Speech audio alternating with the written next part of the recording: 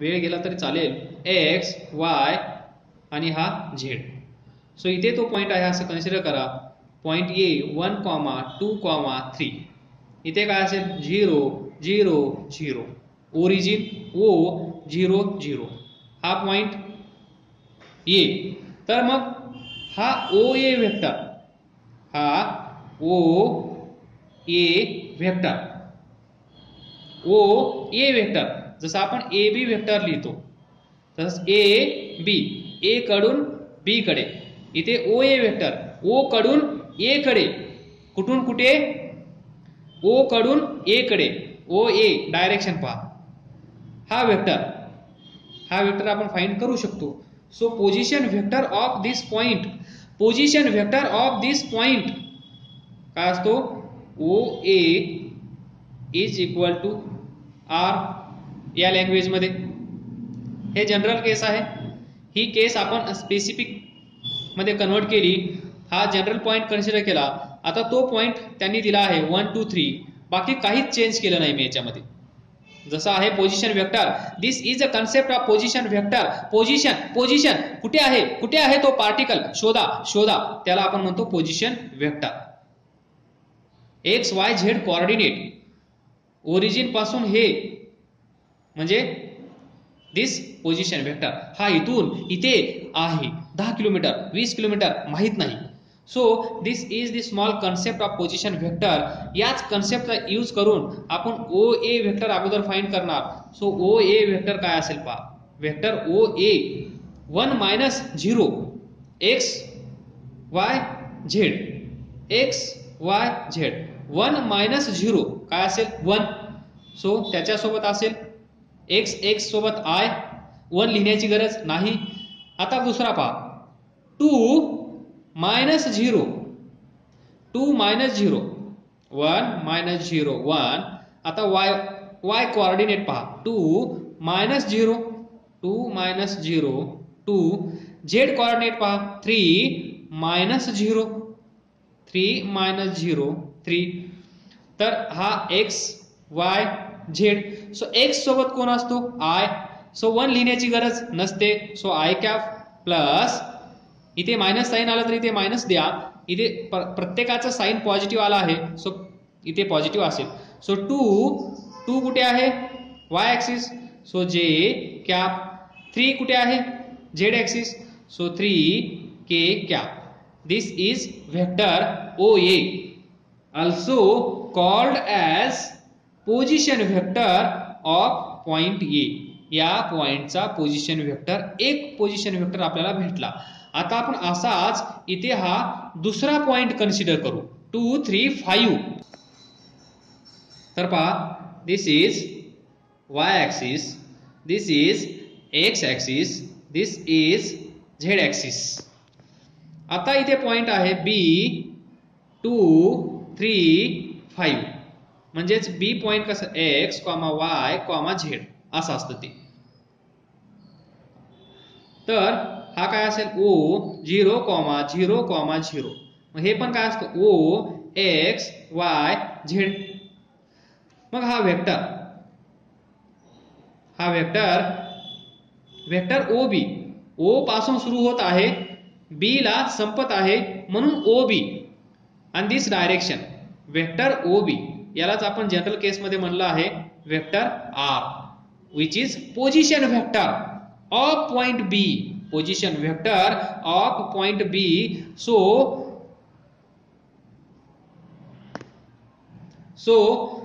To find vector O B पहा x पहा अगोदर. इथे 2 आहे, इथे एक्स 0 आहे. सो तर पहा एक्स कोऑर्डिनेट इथे 2 आहे, इथे 0 आहे. 2 - 0 2. इथे आता y कोऑर्डिनेट पहा, इथे 3 आहे, इथे 0 आहे. सो 3 - 0. इथे पहा z कोऑर्डिनेट 5 आहे, इथे 0 आहे. सो 5 - 0. सो 3 5. सो 2 3 5. हा असेल x, हा y, हा z. मग x सोबत कोण असतो आय कॅप, y ला जे कॅप, z ला के cap. So 2i cap 3j cap 5k cap काही केलं नाही, फक्त वजाबाकी केली. दोघांचा डिफरन्स फाइंड केला आणि x साठी i, y साठी j, k साठी z साठी k. x, y, z. This is another position vector of point B. असेच आपल्याला दोन पॉइंट दिले होते. पहिला पॉइंट 1, 2, 3, दुसरा पॉइंट 2, 3, 5. याला ओरिजिन सोबत कंपेअर केलं, आणि याच्यापासून आपल्याला भेटला वेक्टर OA, याच्यापासून भेटला आपल्याला vector OB. So vector OA आपल्याकडे आहे, वेक्टर OB आपल्याकडे आहे. सो दोन वेक्टर आपल्या समोर आहेत. सो त्या दोन वेक्टरचा यूज करून आपण फाइंड करू शकतो पोझिशन वेक्टर AB. याचा आणि याचा यूज करायचा आहे आणि आपल्याला फाइंड करायचा आहे. So find vector AB. कारण आपल्याला वेक्टर AB पाहिजे. वेक्टर AB पाहिजे असण्यासाठी याच्यासाठी आपण एवढी धडपड केली आहे. So vector AB is equal to OA minus OB. OA minus OB. O common आहे, शिल्लक असेल AB. सो आपल्याला AB वेक्टर भेटेल. वेक्टर OA काय होता? वेक्टर OA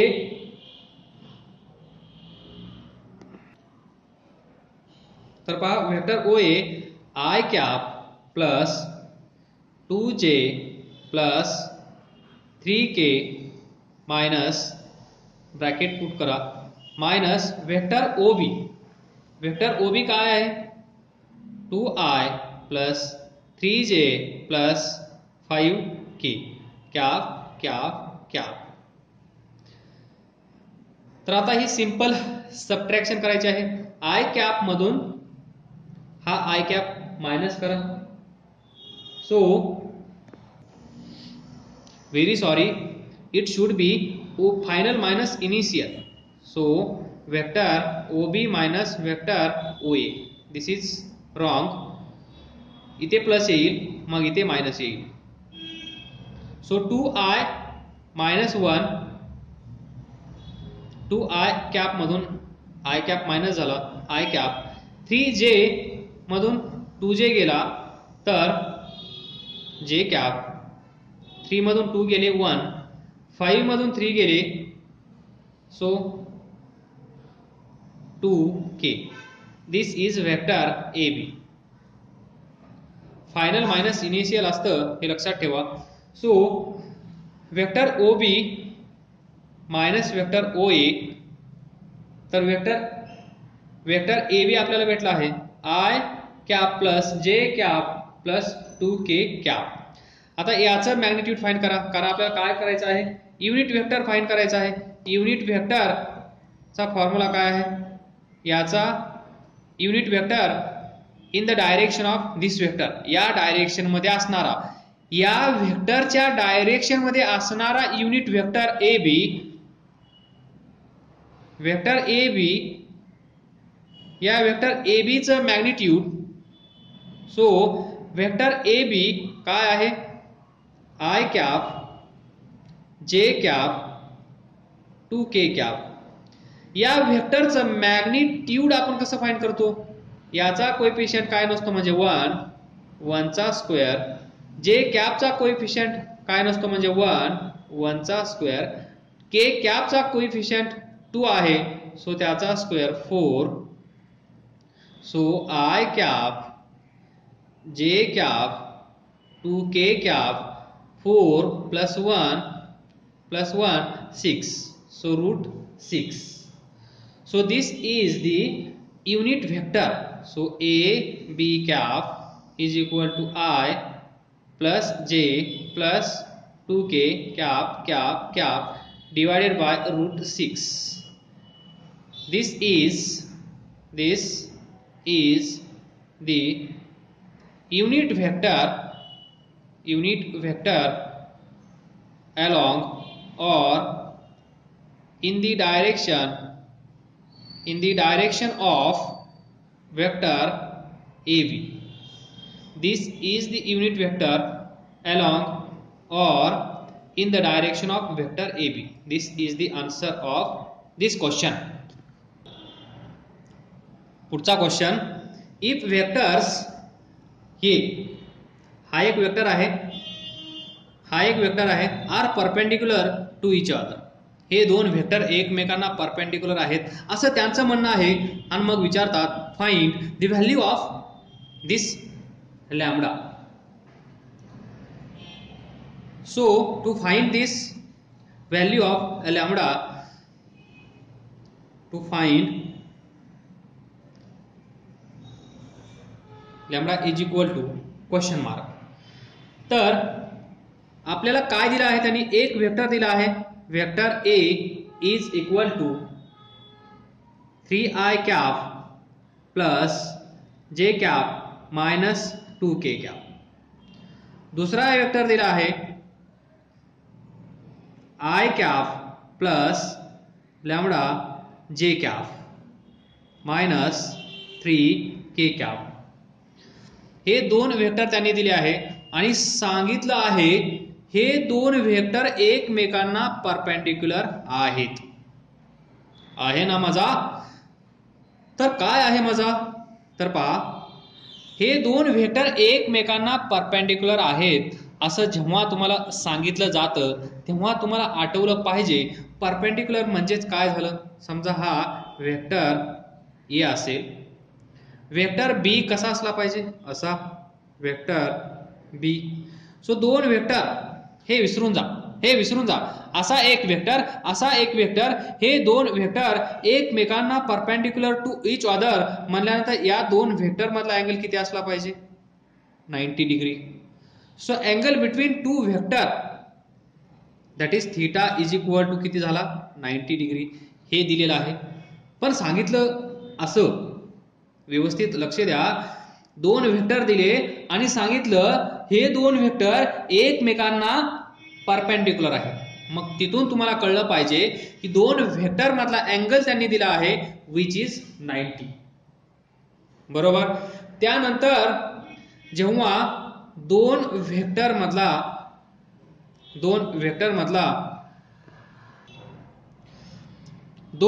मधला अँगल आपण कसा फाइंड करतो. So vector A dot vector B is equal to, we know that dot product or scalar product of two vector is पहिल्याच magnitude into दुसऱ्याच magnitude into cos theta. So cos theta is equal to vector A dot vector B divided by vector A चं magnitude, vector बी चं magnitude, असा आपण angle find करत असतो.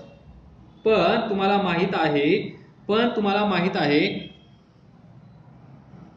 यालाच तुम्ही असंही लिहिले होतं ए बी कॉस थीटा. दोन वेक्टर मधला अँगल किती आहे, 90. मग ए बी कॉस 90, कॉस 90 काय असतं, 0. So A B into 0 0. तर काय आला इथे, dot product vector A dot vector B is equal to 0. Bracket मध्ये लिहा dot product is 0, dot product is 0 when vectors are perpendicular. Dot product is 0 when vectors are perpendicular. जेव्हा दोन vector एकमेकांना perpendicular असतात, जेव्हा दोन वेक्टर एकमेकांना perpendicular असतात तेव्हा डॉट प्रोडक्ट किती येतो, 0. So dot product of two vector is 0. Dot product is 0 when vectors are perpendicular. हेच तर त्यांनी दिलं आहे, are perpendicular to each other. हेच या क्वेश्चनचं सोल्युशन आहे. ज्यांना हे क्लिक झालं त्यांच्यासाठी हा क्वेश्चन सॉल्व्ह झाला. मग वेक्टर ए त्यांनी दिला आहे, वेक्टर बी त्यांनी दिला आहे, लिहा. पहिला वेक्टर काय आहे, 3i कॅप प्लस जे cap minus 2k cap dot i cap lambda जे कॅप मायनस 3k कॅप. या दोघांचा डॉट प्रोडक्ट काय असला पाहिजे, 0. या दोन व्हेक्टरचा डॉट प्रोडक्ट 0 असला पाहिजे, तेव्हाच हे दोन व्हेक्टर एकमेकांना परपेंडिक्युलर असतील असं त्यांना म्हणायचं आहे. मग या दोन व्हेक्टरचा डॉट प्रोडक्ट आपण कसा सॉल्व्ह करतो, सर्वांना माहित आहे.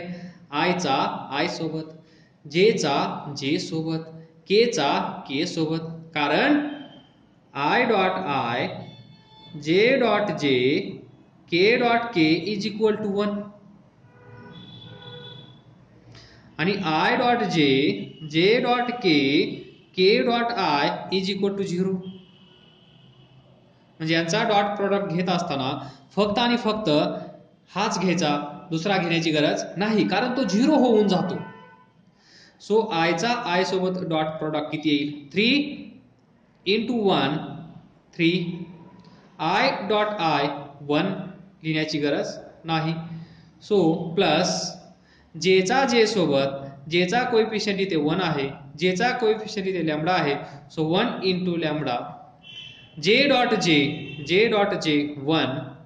त्यानंतर इथे मायनस आहे, इथे मायनस आहे, तर काय येईल, मायनस मायनस प्लस होईल, मायनस मायनस प्लस होईल. सो केचा कोएफिशियंट इथे 2 आहे, लिहा. केचा कोएफिशियंट इथे 3 आहे, लिहा. Is equal to 0, right side. So 3 plus lambda plus 6 is equal to 0. So lambda plus 9 is equal to 0. So lambda is equal to minus 9 असलं पाहिजे. याची व्हॅल्यू मायनस 9 असली पाहिजे. म्हणजे इथे पहा, याची व्हॅल्यू 9 असली पाहिजे, तेव्हा या दोन व्हेक्टरचा डॉट प्रोडक्ट किती येईल, 0. तुम्ही रिव्हर्स इंजिनिअरिंगचा फॉर्म्युला यूज करू शकता. ही आता आपल्याला लॅम्बडाची व्हॅल्यू मायनस 9 भेटली आहे. तुम्ही ही मायनस 9 इथे ठेवा, या दोघांचा डॉट प्रोडक्ट घ्या, 0 येतो की नाही हे चेक करून पहा. म्हणजे तुम्हाला कळेल ही व्हॅल्यू बरोबर आहे की नाही, हे पण तुम्ही क्रॉस चेक करू शकता. तर पहा, हा एक मोस्ट इम्पॉर्टंट क्वेश्चन आहे. Find the scalar component and vector component of vector A is equal to 3i cap plus 4j cap plus 5k cap and vector b is equal to I cap plus j cap plus k cap. हे दोन vector आपल्याला दिलेले आहेत. Find the scalar component and vector component of vector A 3i plus 4j plus 5k and vector B is equal to I cap plus j cap plus k cap. तर पहा, हा एक simple question आहे पण खूप महत्वाचा आहे. तर स्केलर कॉम्पोनंट आणि वेक्टर कॉम्पोनंट काय असतात ते अगोदर तुम्ही पाहून घ्या, नंतर मग आपण हा क्वेश्चन सॉल्व करूया. सो तत्पूर्वी this is vector A, this is vector B. थोडा वेळ हा क्वेश्चन दूर ठेवा. Component of vector A along vector B तुम्हाला माहित आहे. जर या दोन वेक्टर मधला अँगल थीटा असेल तर याचा कॉम्पोनंट अलॉंग बी म्हणजेच component of vector A along or in the direction of vector B काय असतो, कॉम्पोनंट माहिती आहे ना. हा एक वेक्टर असेल तर इथे थीटा असेल तर हा काय असतो, समजा हा एफ असेल तर हा काय असतो एफ कॉस थीटा, हा काय असतो एफ साइन थीटा असंच. सो याचा कॉम्पोनंट, याचं मॅग्निट्यूड अगोदर कन्सिडर करा ए, याचं मॅग्निट्यूड अगोदर कन्सिडर करा बी. सो याचा कॉम्पोनंट इथे, याचा कॉम्पोनंट इथे म्हणजे हा एक वेक्टर असेल असा, याचा कॉम्पोनंट इथे, याच्या दोघांमध्ये अँगल किती आहे थीटा. तर याचा कॉम्पोनंट इथे, तर या दोघांमध्ये अँगल किती आहे theta. So F cos theta, याचा इथे कॉम्पोनंट एफ कॉस थीटा, तर याचा इथे कॉम्पोनंट काय असेल ए कॉस थीटा. इथे एफ होता म्हणून एफ, इथे ए आहे म्हणून ए, पण जिथे अँगल तिथे कॉस, हे तुमच्या लक्षात आहेच. So A cos theta. तर पहा स्केलर कॉम्पोनंट, सुरुवातीला स्केलर कॉम्पोनंट आपण डिस्कस करूया. So scalar component, scalar component कुणाचा, वेक्टर ए चा, वेक्टर ए चा scalar component. So scalar component of vector ए, खूप महत्वाचा क्वेश्चन आहे हा. स्केलर कॉम्पोनंट ऑफ वेक्टर ए कुठे, अलॉन्ग वेक्टर बी, याचा कॉम्पोनंट इथे असा, म्हणजेच अलॉन्ग वेक्टर बी. जसं याचा कॉम्पोनंट आपण अलॉन्ग एक्स ऍक्सिस, इथे काय असते x axis, along x axis काय आहे एफ कॉस थीटा, तसंच याचा कॉम्पोनंट इथे, दोघांमधला अँगल थीटा, तिथे असतो कॉस. सो काय भेटलं आपल्याला component, scalar component of vector A along vector B is given by काय आहे A cos theta. This is the component, this is the scalar component of vector A along vector B. हे त्यांनी find करायला आपल्याला विचारलं आहे. याचा component इकडे, किंवा ते विचारतील याचा कॉम्पोनंट इकडे, काहीही विचारू शकतात. सो तुम्ही अगोदर फक्त कन्सेप्ट समजून घ्या, नंतर आपण हा छोटासा क्वेश्चन सॉल्व करूया. सो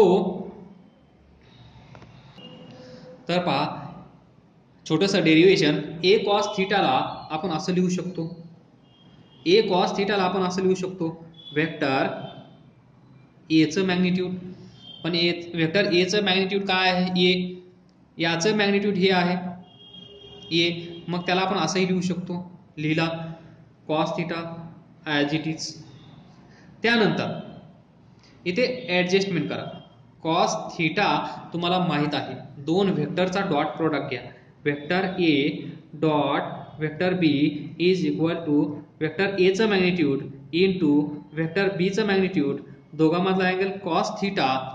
इथून कॉस थीटाची व्हॅल्यू काय येईल, vector A dot vector B divided by vector एचं मॅग्निट्यूड वेक्टर बीचं मॅग्निट्यूड. तर कॉस थीटाची व्हॅल्यू इथे पुट करा, मग काय येईल आपल्याला, काय भेटेल. So A cos theta is equal to, so A cos theta हा कॉम्पोनंट आहे स्केलर कॉम्पोनंट. इथे कॉस सोबत कोण आहे ए, कॉस सोबत कोण आहे ए, तर हा कुणाचा कॉम्पोनंट असेल एचा, कुणाचा एचा, एचा कॉम्पोनंट लक्षात ठेवा. कॉम्पोनंट ऑफ ए अलॉन्ग याच्यासोबत दुसरा असेल बी, तो अलॉन्ग बी, इथे बी आला तर अलॉन्ग ए अँड वाईस वर्सा, असंच तुम्ही लक्षात ठेवा. सो हे असंच ठेवा, कॉस थीटाची व्हॅल्यू ही पुट करा. So vector A dot vector B divided by vector A into vector B. आता इथे पहा हे कॅन्सल होऊ शकतं का नाही होणार, सेम आहे. मग आपल्याला काय भेटेल, A cos theta is equal to vector A dot vector B. आता वेक्टर ए माहित असेल, वेक्टर बी माहित असेल, तर या दोघांचा डॉट प्रोडक्ट कसा घेतात हे तुम्हाला माहित झालं आहे. आयचा आय सोबत, जेचा जे सोबत, केचा के सोबत. एखादा नसेल युनिट वेक्टर तर तो 0 कन्सिडर करायचा. So vector A dot vector B divided by काय आहे, वेक्टर बीचं मॅग्निट्यूड. मग तुम्हाला हे आठवत असेल, समजा आता मी फाइंड करण्याचा प्रयत्न केला, we know that B cap काय, unit vector along this vector. B कॅपला काय म्हणतो आपण, B cap is unit vector, या डायरेक्शन मध्ये असणारा युनिट व्हेक्टर कोण असेल, B cap. So B cap कसा फाइंड करतो आपण, वेक्टर बी डिवायडेड बाय त्याचं magnitude. Vector B divided by त्याचं मॅग्निट्यूड. इथे पाहता वेक्टर बी डिवायडेड बाय त्याचं मॅग्निट्यूड आहे की नाही, इथे पहा. सो मग मी याला असं लिहू शकतो, A cos theta is equal to, हे इथे झालं वी नो दॅट, त्याच्यानंतर हे, मग त्याच्यानंतर इथे A cos theta is equal to vector A, हा vector A, vector B divided by magnitude, याला काय म्हणतो आपण, unit vector. So dot vector B cap.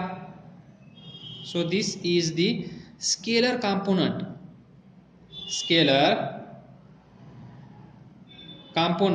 Of, हे महत्वाचं आहे. स्केलर कॉम्पोनंट हे सर्वांच्या लक्षात राहतं, पण ऑफ लक्षात राहत नाही. ऑफ कॉसच्या सोबत कोण आहे, A. So of A along vector B, of vector A along vector B. Vector component easy आहे. So vector component of vector A along vector B is, vector component of vector A along vector B is. व्यवस्थित लक्षात ठेवा, याच्या अगोदर आपण scalar component मध्ये काय केलं होतं, ए कॉस थिटा. इथे पण सेम आहे, फक्त याला काय करायचं, अजून एकदा बी कॅपनी मल्टिप्लाय करायचं, सिंपल मल्टिप्लिकेशन. यालाच आपण म्हणत असतो युनिट वेक्टर. तर पहा आता दोघं एकाच वेळेस तुम्हाला दाखवतो. स्केलर कॉम्पोनंट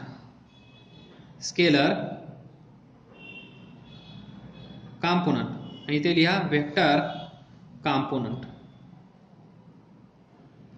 स्केलर कॉम्पोनंट काय होतं, A cos theta is equal to vector A, ज्याचा कॉम्पोनंट तो वेक्टर आणि ज्याच्या डायरेक्शन मध्ये फाइंड करायचं त्याचा युनिट वेक्टर. ज्याचा कॉम्पोनंट तो वेक्टर, त्याचा डॉट प्रोडक्ट घ्यायचा कुणासोबत, ज्या डायरेक्शन मध्ये याचा कॉम्पोनंट पाहिजे आपल्याला. इथे पहा वेक्टर ए हा वेक्टर बी, याचा कॉम्पोनंट, एचा कॉम्पोनंट आपल्याला इथे पाहिजे या डायरेक्शन मध्ये. म्हणजे याचा कॉम्पोनंट पाहिजे तर तो वेक्टर घेतला, डॉट प्रोडक्ट घेतला कोणासोबत, याचा कॉम्पोनंट या डायरेक्शन मध्ये काय असतो, कॉस थिटा, जर हा अँगल थिटा असेल तर, म्हणजे याचा कॉम्पोनंट इथे, त्यांचा डॉट प्रोडक्ट बस. आणि वेक्टर कॉम्पोनंट मध्ये काय करायचं आहे, ए कॉस थिटा, इथे पण ए कॉस थिटा आहे, इथे पण ए कॉस थिटा आहे. सो याला अजून एकदा युनिट व्हेक्टरने मल्टिप्लाय करायचं आहे. मग तुम्हाला ए कॉस थिटाची व्हॅल्यू माहित आहे. ए कॉस थिटाची व्हॅल्यू काय आहे, दिस.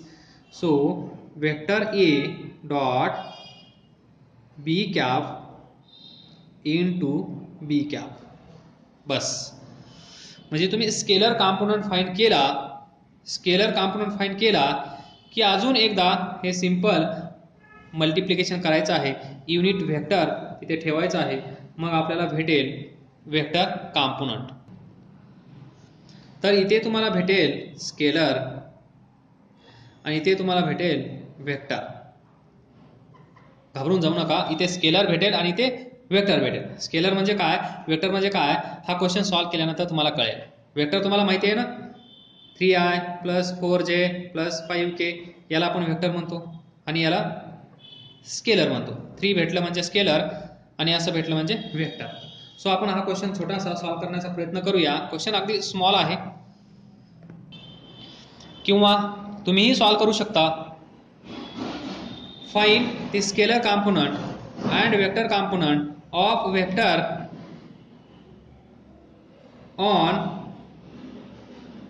ऑन वेक्टर बी किंवा अलॉंग वेक्टर बी. म्हणजे याचा कॉम्पोनंट या डायरेक्शनमध्ये, याचा कॉम्पोनंट या डायरेक्शनमध्ये. सिंपल आहे. दोघांचे फॉर्म्युले मी तुम्हाला दिले आहेत, तुम्ही सॉल्व्ह करू शकता.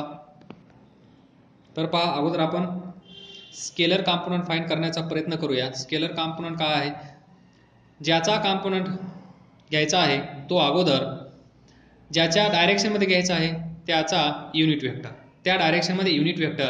सो आपल्याला माहित आहे इथे असेच दोन वेक्टर दिलेले आहेत. पहिला वेक्टर आहे वेक्टर ए.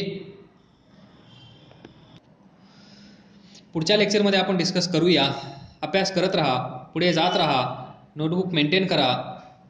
काय डाऊट असेल तर विचारत राहा. Notebook should be neat and clean. त्याच तुमच्या नोट्स असतील, कुठलीही गोष्ट सोडू नका. All the best. थँक्यू. प्रयत्न करा. हा क्वेश्चन सॉल्व्ह झाला तर चांगली गोष्ट, नाही सॉल्व्ह झाला तर उद्या आपण सॉल्व्ह करू. माझ्या मते तुम्ही सॉल्व्ह करू शकाल. दोघांचे फॉर्म्युले तुमच्या समोर आहेत. सो नेक्स्ट जे राहिलं आहे ते फक्त कॅल्क्युलेशन असेल आणि ते तुम्ही करू शकता. So thank you.